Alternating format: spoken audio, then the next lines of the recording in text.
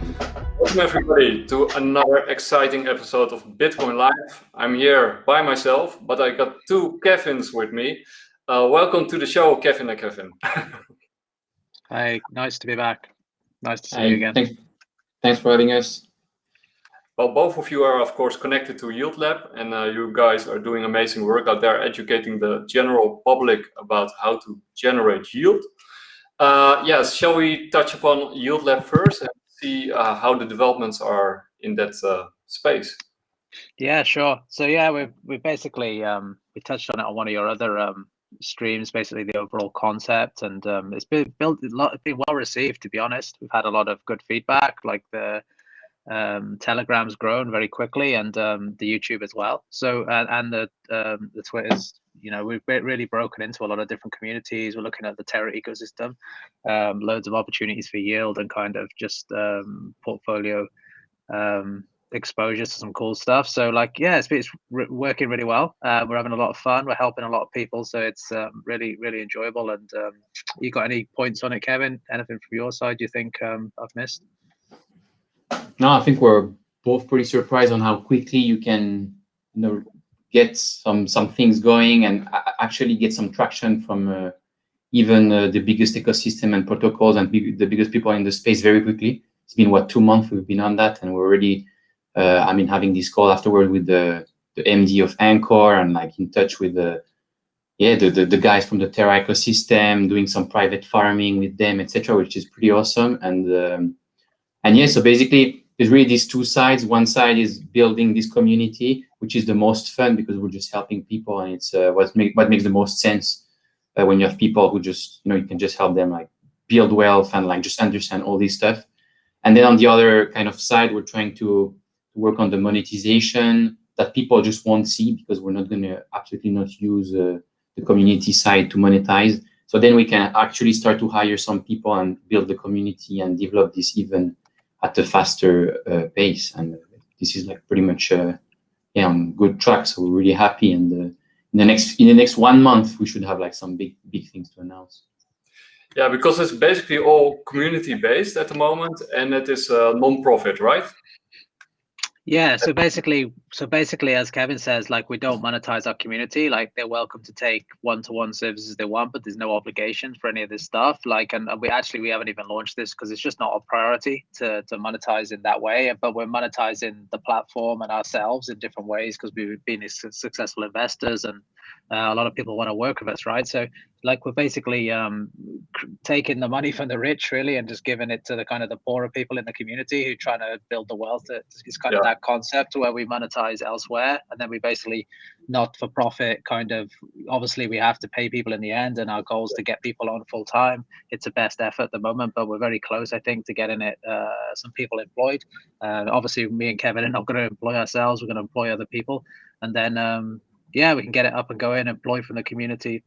Basically, and just keep everything free, everything best in class, everything high quality, and then just get access to all these people, all these deals, bring them to the community, etc., etc. So basically, using our platform to help educate, the smaller fish, what's going on in these things, and education, Yeah. To the viewers out there, Kevin's connection is a little bit weak, so he might drop out in now and then. But that's why there's a second Kevin. We'll manage out here. So you're almost like Robin Hood, only like a real Robin Hood instead of the fake one out there. So where can people find you? That's maybe a good place to start. Yeah. So basically, go. Yeah, basically we have a Twitter account at Yield Labs with about 8,000 followers now. This has been growing pretty quickly in the last couple of weeks because the team has been super active, putting out a lot of great content on Telegram and on YouTube. Basically, we record everything, our community calls, different podcasts, etc. And we actually build some video contents ourselves to guide people to use the different protocols.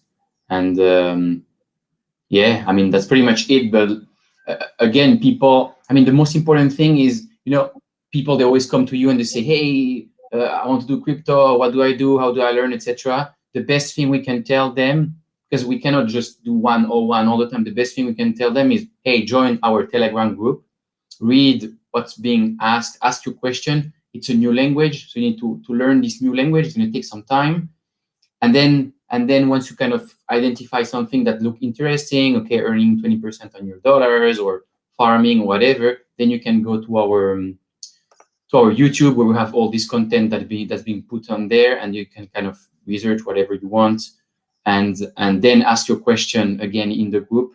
And the Twitter stuff is more, I mean, you know, the CT side, crypto Twitter side, which is pretty big. But what we're really trying to reach is all these people who are not in crypto, basically. So people who, I'd say the typical kind of millennials, investor conscious people who want to dabble with crypto but don't really know how to do it, and how they would do it usually. Like most people like us in the beginning, you would buy some stuff and then you would be down 50 or 70 or 80%, and then either most people would abandon. We didn't, which is why we're here. But like, we really want to show them like the real way that we're applying now, so that they don't, you know, throw the towel in after a couple of weeks, a few months, which is what happened in the beginning of the year. You had all this crazy meme coin stuff and everything, even Bitcoin, and then they just bought down 50%, 70, 80, 90% in a matter of weeks, and most of them probably left. So that's a bit sad. And yeah, I might have a personal story on that. I did buy in quite early on SafeMoon, and that saved my whole meme exposure, because I got some profit out of SafeMoon, and then I reallocated it to some other meme coins, and at the end of the line, I broke even. I made no profits, but I also didn't lose anything just because of SafeMoon. That's kind of classic. Like, if I just recall my experience last year, I was in the, you know, there was the crazy DeFi summer with all the it was not meme coin, dog coins, but it was the food coins.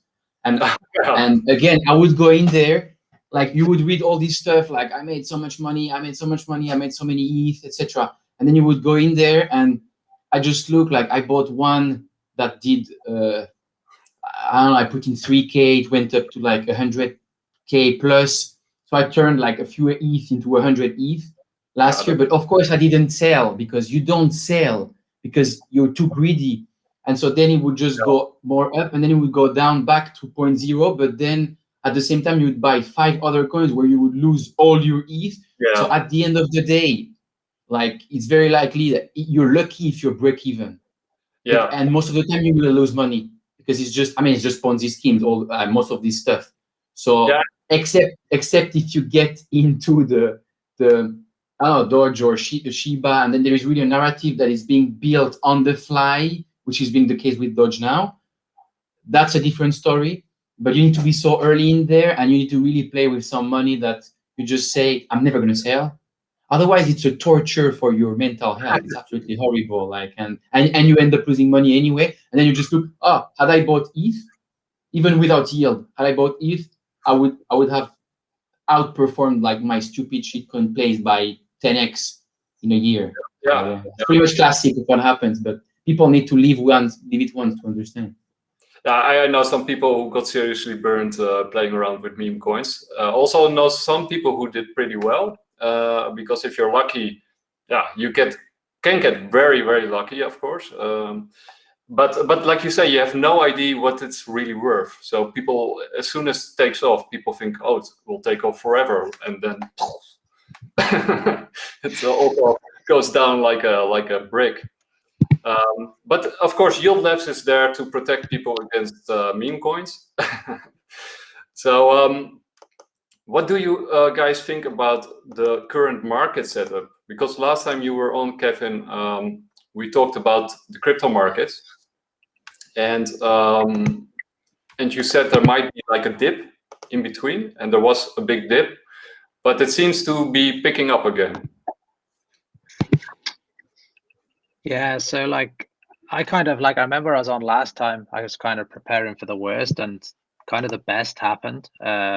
I didn't expect this rally to last this long. I still don't think until we kind of break 50K convincingly and march up a bit more. I'm still not like fully trusting the rally, but it's a very, very, very positive rally on the technicals, and you can't argue with it. It is what it is. And yeah, like, let's see, like we've still got a lot of work to do. I think we've got to pull back at some point, because it's a crazy run it's been on. But I think in market, it's kind of recovered in terms of sentiment, at least anyway. So price action and sentiment, different things. Let's just see where we go. I think it's all good, right? It's exciting, and there's lots of cool things coming out, and it's brilliant. So my worst case scenario didn't play out this time. I don't think we will probably visit the sub 30K again now. I don't think that'd be too much of a gift. So I think that's gone, which is good. It's really positive. So as long as people were hedged properly, both ways, then everyone did okay. So I was prepared for that. It didn't come, so I'm still in one piece, and it's all good. Live to fight another day, and we can easily get back in the market at any point. So let's just see. I'm just it's at a bit of a turning point now, where we kind of need to break 50K, or cool off and consolidate, one of the two, I think. So that's just kind of where we're at now. And obviously ETH is just doing its own thing, and it looks like super bullish as well. It's mega bullish. The ETH patterns never come out of a bullish formation. So yeah, all good on that side. That's very interesting. Yeah, I found the rally to be very slow, like a slow uptick. It took quite a lot of time for Bitcoin to really break. It's still not really, very convincing at the moment. So you're still a little bit skeptical about where it might go. You don't expect like 100K yet here on the horizon anytime soon. I'm always skeptical, just because it's not easy. So and I'm always talking short term when I say these things, right? I'm not talking long term. I'm very bullish long term. So short term direction, I am skeptical, but you can't argue with what's been done. We've smashed through the 20-week moving average. That's amazing, and let's see if we can hold it now. That's the key. So what is it? We're at like 49,000. 20-week moving averages at 42,000. So probably going to hold. Let's hope we hold. And let's hope we don't get the death cross on the 50-week and the 20-week, because that would be terrible. If we can not have that cross and kind of rebound from that area, that's super bullish, and will probably be all-time highs within the next 3 months, I would say.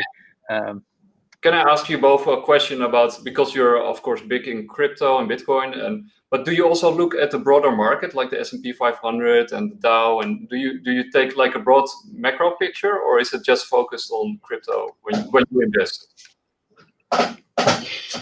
Can I go? Yeah. So I mean, the truth is, probably if you're kind of trading, you should have a look at the macro picture, especially as we saw last year. There was a pretty big correlation, but the issue you always have, both if you look at correlation with traditional markets and crypto, or if you just try to trade crypto itself, is crypto, when it goes up so fast, you just miss the entire wave. And if you really, if you read about timeless principle of investing, what you'll read is, okay, for example, you have your S&P 500. The biggest risk is to not be in the market. Why? Because if you want to get your 8 or 9% annualized for the last 20, 30, 50 years, if you're not in the market during the 10 best performing days, then your average return goes down a lot. And the exact same applies with crypto, except that the returns annualized are much higher, and it's much more volatile. So you might feel it much more. It's actually pretty horrible when you lose like 30, 40% in a day or two. But if you really understand the principle of, like timeless principle of investing, like nobody can outperform the market, especially in the mid or in the long term. So you might be a bit lucky at some point and say, I got out there and I got back in there, whether based on trend line technical analysis or looking at external markets. But the truth is, you never know what's going to happen. Most of what you think will happen actually never happens. And just watching all the people who were super bearish the last 3 months, and they were right to be so in the short term, I think most of them, now they have less Bitcoin than before, or less ETH than before, because we went back up so quickly that everybody was just surprised and couldn't get back in on time. So you have there was this kind of target, which was, okay, if we reclaim 42K, we're going to be back kind of more bullish. But we went from, we were about 29 or 28 or 30 a couple of times, and then went from 29 to 41 or 42 so quickly, and then people were still unsure, and they're like, oh, this is like a dead cat, etc. And then I think the biggest cost of all that stuff is not necessarily having more or less Bitcoin. At some point, when you have some certain amount of wealth, you need to manage your wealth. So it makes sense to not try to shoot for the highest return, but the mental struggle of always trying to be inside and outside and all that stuff is really tough. And so that's why then there's this play at some point when you have much more capital to play with. It's less about doing gigantic returns and getting all this volatility, but it's about having a lot of stable coins and farming all the kind of future potential, I mean, shit coins, but future potential good coins, good project for free, and you just don't pay for them. And meanwhile, you're downside protected. But that's really another game for when you go to a certain amount of wealth. And because really this trading thing, like, again, like just comparing this to traditional investing is the same, except it's much more crazy. And then just looking at the best of the best in the, you know, kind of CT, etc. I mean, okay, CT is not all the traders, but like being in a couple of also of groups with like super advanced trader in crypto, like you just see like they just end up like missing out the big move, which makes the entire difference in the returns. Yeah, because it was kind of interesting when that big dip came, when Elon Musk started tweeting and Vitalik and all the other stuff in China, the bans of the miners.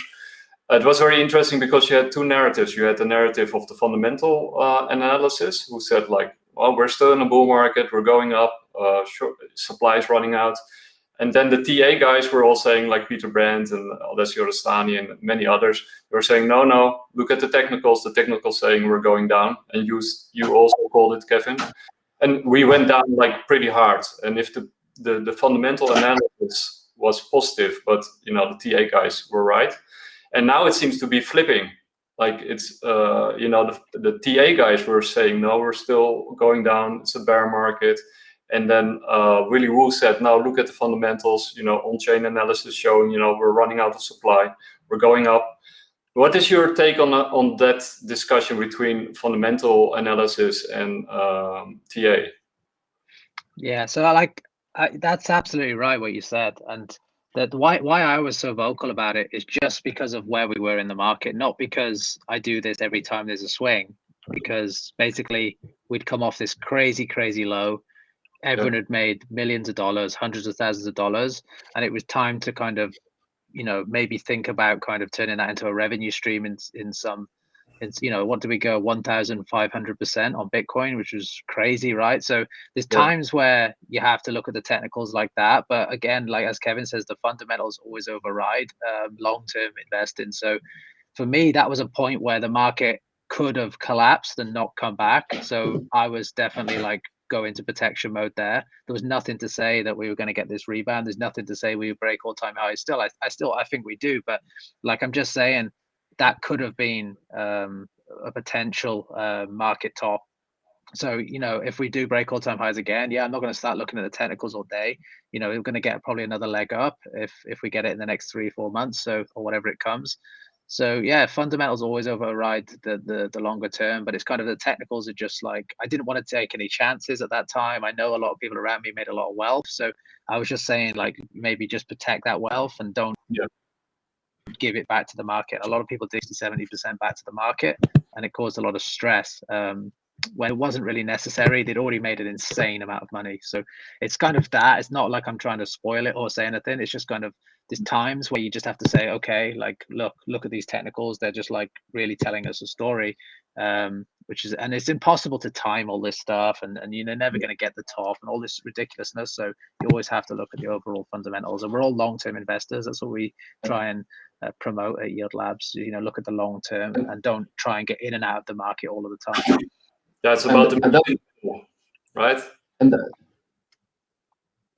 that's where actually, I mean, kind of the transition to Yield Lab makes so much sense because if you understand normal investing, you understand that it's almost impossible to outperform the market in the long term. So S&P 500, again, to take a simple example, is 9% annualized capital gains plus dividend reinvestment. Okay. Now you apply this to crypto, where the capital gains are, if you just look at Bitcoin, 200% annualized or 150, whatever. depending on where you start to look at it. And on the top of that, you have much higher kind of dividends or interest or whatever you want to call that on the top that you can reinvest for 5 or 10 or 15 or 20 years. I mean, it's ridiculous. So basically, if you cannot outperform the market without yield, imagine how much you cannot outperform the market with yield. And imagine, we call that the compounding on steroids, basically, like how quickly you can build wealth. And so, yes, the bigger the wealth, the bigger the swings, and it's hard. And then you can kind of change your portfolio structure and do a different kind of methodologies. And you can also buy some crypto equities to have less volatility, etc.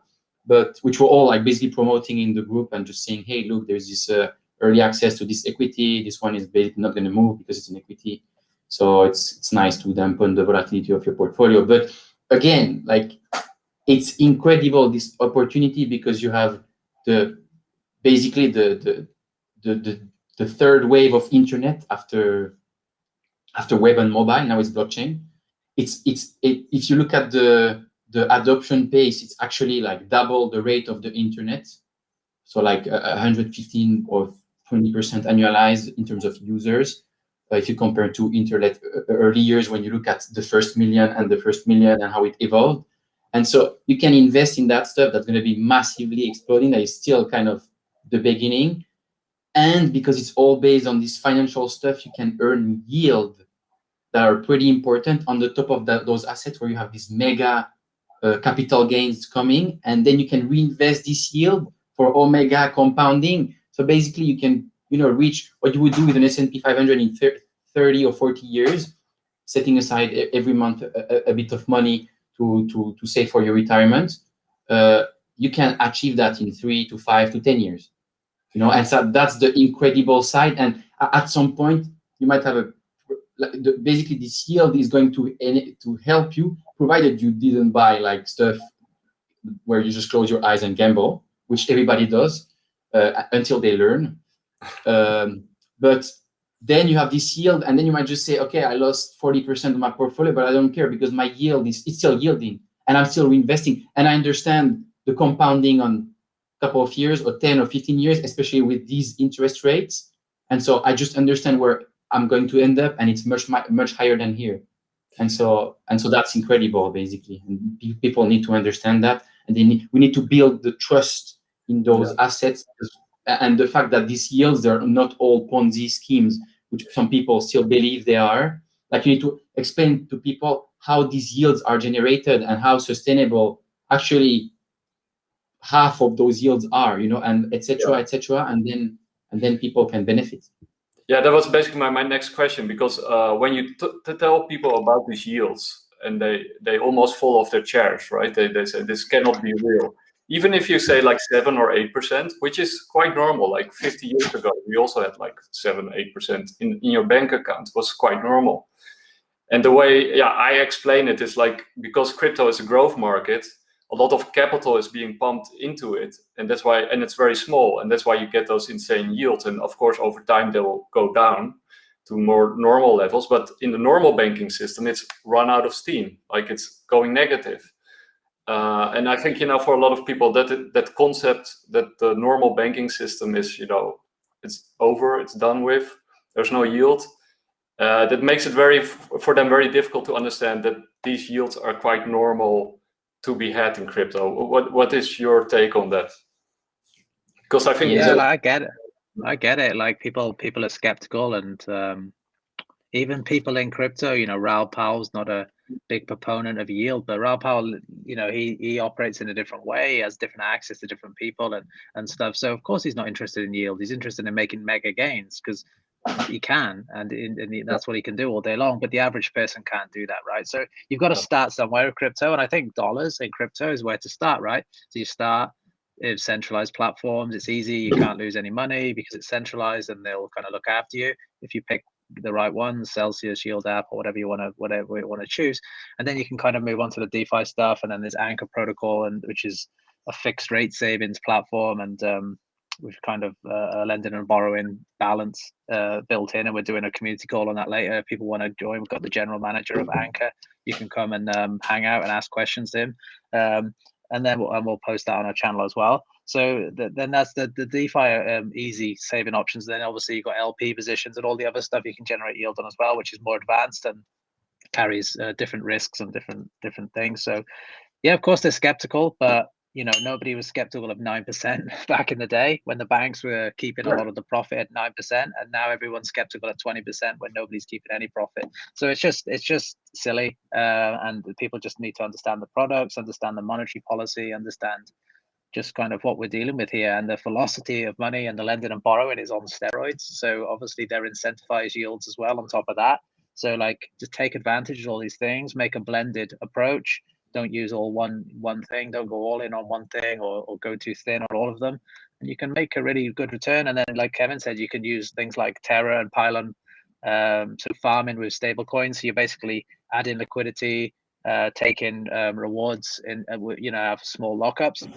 Basically taking early investment private deals in up and coming projects. So you're using stablecoins to effectively farm risky positions, which is really cool. And you haven't been able to do this before, and now you can. So there's lots of different ways to use a stablecoin. You can buy a risk on asset, or you could do multiple things with it, and then you're obviously adding stability to your portfolio as well. And again, just I mean, I can understand people who are skeptical about the yields, absolutely, but the problem is most people don't do the work to understand what's the actual business model behind each kind of yield. And there are 3, 4, 5, 6 different kind of yields. And then if you just split, and it's actually what we're doing at Yield Labs, by making people from the protocol come and explain us and asking questions, and also us going to the team and just doing our work, you can take just a few examples. For example, if you look at Robinhood, or you look at, you can just explain easily, say, hey, look, if you do free stock trading is actually not free. There is a business called security lending that exists since 100 years on Wall Street that is mega profitable, but you just never knew that at your broker, your stocks would be lent out for at, I don't know, 5, 6, 7, 8%, whatever. And so one of the business models of yield in crypto is actually crypto lending, which is the same as security lending, but because we're in this kind of world where you have to work for the community, then you get, I don't know, 80%, for example, for Celsius or other companies. So that's one business model, okay? Then you have another one, which is staking. And so you want to understand what's the actual business model and sustainability of staking. And then when you understand, okay, like I can stake to secure the protocol, for example, my ETH, etc. And then you understand, okay, if ETH is never used in the future, this kind of staking rewards are unsustainable. But if you start to look at how much fee is actually generated by the protocol, how much usage, etc., you're actually, this stuff is actually super sustainable, provided the stuff is going to happen there. Exactly. And then you can look at liquidity providing. Basically, it's a completely new way to fund startups. Instead of going and get funds, like basically they need people to provide liquidity. Why? Because it's going to enable them to directly generate a lot of fees for their business. So they're going to make money. And then you understand, you just need to go one step further and understand, okay, this yield is absolutely not sustainable. It's 5,000%. It's just a liquidity, grab to then dump on you. Okay, like this is a scam or whatever. But there is a lot of those yields that are actually, there is a business model behind it. And if you just look a bit deeper and go ask the right question to the right people, which is what we're all doing here, then you understand, holy shit, like this is incredible, and this makes sense, and this is new, and this is enabling us to earn amazing yield and to omega compound in the long term. And like the faster you understand that, the faster you join the train, and the faster you start to build wealth. Yeah, and compounding is of course also a very difficult concept to grasp for many people who are not, trained in investing. You got the famous parable of the chessboard, and with each grain, if he puts it on the next checker, and then at the end he owns the whole kingdom, because it's so much grain. Because like it's the exponential growth, of course, that compounds. But with yield, how come that so many people are not into yield? I mean, you got even people who are not in crypto because it's too technical, but yield is even, one step further, right? Yeah, because people, the problem is most people kind of are lured in by the get rich quick, the kind of quick gains, maximum gains. How can I make as much money as possible and run away back to the old system? And so this is kind of the mentality. It's not that they're bad people. It's just they don't really understand the promise of kind of what's being built here. So it's kind of what we try and like on what I try and do. I developed a methodology of basically like when you enter crypto, you're running a small business, right? And the business just size depends on your portfolio, and you can basically just maximize these yields and create revenue streams for yourself, buy assets as infrastructure, buy assets as like long-term value storage and all these things, use all these tools and techniques and make a real blended portfolio to basically earn you passive income that's going to pay you for the rest of your life. And that's why everyone, or as and you can keep tweaking it as you go. And this is why everybody came to crypto. Well, most people that were sensible kind of came to like finish their job, not buy a yacht or something crazy like that, and basically have revenue streams so they don't have to work, right? And then what happens is they come into crypto and then they end up with the yacht mentality, the Lambo mentality, and then they just make the quick gains and try and take excessive risks. And then they cause themselves so much stress and pain and anguish, and most people lose in the market. Whereas if you just take the kind of business approach, I'm going to run this as a business, look at my balance sheet carefully, make sensible choices, gamble with like 1% of my portfolio only, and that's a real disciplined thing, and I'm just going to be 1%. And if you've got a lot of money, like 1%'s a lot of gambling, right? You can really like leverage that up into a lot of money if you hit a few good wins. So like I'm not saying use leverage, but I mean you can really like increase that into 1% to 10%. So yeah, that's why people don't understand it. They have the wrong mentality. They're not looking at it professionally, and I end up attracting a lot of high net worth people who want to work with me just because I'm talking like this, and nobody else in this space is talking like this. Hardly anybody. There's like a handful of people on the internet only that are actually trying to approach this properly, professionally. And you can take risks as well. It's not like we're saying, oh, don't take risks. It's just like, and then even if you do take those risks and you make that money, you're probably just going to lose the money because you don't know what to do with it, how to invest it properly, how to manage it. You make $1 million, you've got to start protecting your wealth, like Kevin said, and you can't start just doing the same behavior, because if you make a mistake, you're going to lose half of it. You lose $500,000. You can't do that. Like that's ridiculous. That's like 20 years worth of work that you don't have to do, that you didn't have to do, and now you've got to go and do it again. So you need to look at it like this, and this is what we're kind of building out basically with our channels, just this educational content, and it's all for free. Yeah. Because of course. Oh, you go on. Yeah, I think the main issue in crypto is, I mean, there's thinking very quickly, I would say like there's kind of 4 different ways to approach that people actually approach crypto. The first one is, I would say, VC investing. Okay, but this is not accessible for most people. You have these private deals, etc. That basically people get into these deals before the coins go into an exchange, whether decentralized exchange or Binance, etc. So when the coin is there, they're already up 200-300x, and they just dump on people who just buy there. So that's not for the average person, because to get there, you need to build the connections for years, etc. Then there is, I'd say, people who have quite some money and are already investors and say, I want an exposure to the asset class. I'm going to buy Bitcoin and a bit of ETH, for example. Okay. Then there is the degenerate gamblers, which is basically almost all the what we call normies, but all the kind of normal people who don't, because people are attracted by the quick gains, because that's the stories you read, like this person bought this coin and became a millionaire overnight.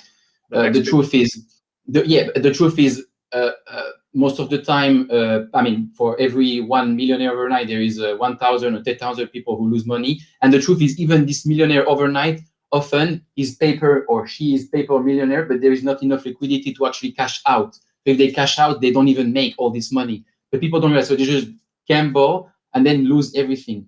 And then there's basically this kind of boring approach, which is the same as what Kevin was saying, kind of crypto as a business. What I call it basically is just applying normal, timeless investing principle to crypto, which is, how do you build wealth? What is the only one and proven methodology to build wealth through time? It's basically dollar cost averaging into quality, and never selling, and reinvesting for compounding. And when you and people, the problem is, and it's really related to your question, which was people don't really do yield. The problem is, you need to have really studied and understood how to build wealth in traditional markets to understand, to take a spreadsheet and say, I'm going to do a compounded interest. Sounds really geek, but like, it's not actually that geek. It's just, if I invest $100 every month at 5% forever, and I just accumulate and compound, how much do I get after 10, 15, 30 years? And we're actually going to make a session on that stuff, applying this in normal investing and then applying this to crypto to see basically the difference in terms of kind of steroids compounding. But so most people they don't even save money, they just overspend. Then you have the people who save money but say, I just want to accumulate as much as possible in the bank. So investing is not even like something they think about. And then, but these people would probably be the same, who say, oh, there is this dog coin, I can just become rich overnight and then dump, like, and so if you can apply this kind of boring mindset of, slowly building positions and reinvesting and yielding, because you understand that your yields are actually incredible in crypto and that the capital gains are actually incredible, you can actually build wealth by doing the boring stuff pretty quickly. Couple of years, 5, 10, even with not that much money, instead of 30 or 40 by investing in traditional markets. And that's the big thing. But the problem is you need this kind of like background, like educational background about investing and the how basically compounding is everything in investing. And then if you have that and you discover crypto, then you understand quickly this is incredible. Yeah, and a lot of people are, of course, now focused on the bull run that hopefully is starting again. It seems to be starting again. So, but they forget it ends, right? I mean, it ends, and then what? Then you have to have a strategy, and you have to have an exit strategy, but of course also a yield strategy to make the most out of those gains that you got. We can make so much money now, like in the bear and the bull market. Like if you just approach it properly, like Kevin said, like you don't. There's ways to make. There's ways that you don't. The winter doesn't even have to be much of a winter. Like it's infinite opportunity now. Yeah. And what can you tell us a little bit about those projects that you're working on? Working together with Unicoin and Anchor protocol, and I think you got others too.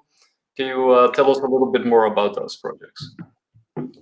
Yeah, sure. So like Unicoin was basically we're not affiliated with them or anything, but it was basically just a Bank to the Future offering. So it was an equity offering, as Kevin mentioned, to buy early equity in it's the largest exchange in India, and they basically did a Bank to the Future round. That's finished. We're going to do an update on that one. So it's an interesting play. India's interesting. It's got its own kind of narrative with Polygon coming out of Matic coming out of India, the developers, and kind of how that fits in there, and how I think that's going to do a lot for India and get a lot of innovation going there, and because there's just a huge base of kind of engineers that are really skilled that just can't get any work.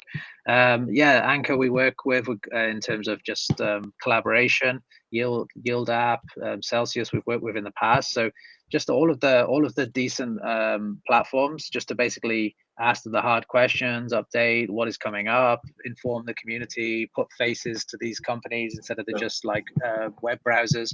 We're trying to get some of the bigger leaders on from the Terra ecosystem too, and they're really enjoying what we're doing. So I think we'll get some of these personalities to kind of come on our show and help us out. We did Loop as well, which is a DEX on that's been built on Terra. So just so much kind of content coming out, and just come and enjoy and just listen. You can do your own, we're doing a lot of the work for you, so you can just kind of get the 30-minute 1 hour overviews and then just make your own decisions. Basically, we're not telling anyone what to do. It's just kind of, here's information. We filtered all the rubbish, and then here's just a quick overview, and you can make your own decisions. So we're really excited to work with these projects.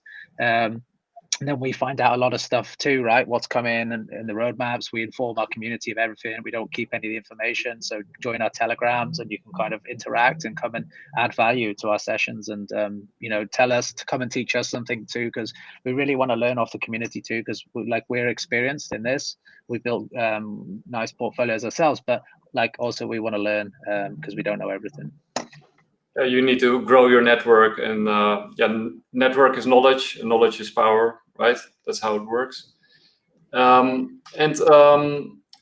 think also you work, or at least EVI, right? What is your opinion about EVI?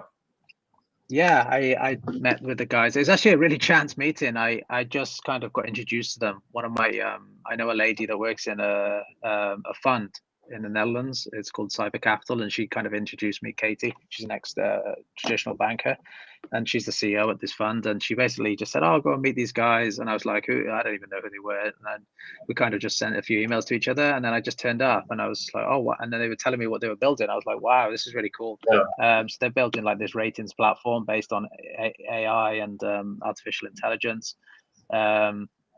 And machine learning, sorry, and it's basically built and designed by one of the professors that kind of, I think he's a doctor that basically, after the 2008 crash, he basically created a rating system standard because it was the ratings that kind of were defunct. The system was defunct, so it kind of put all these crappy products all in the wrong baskets and stuff. So they basically redesigned it.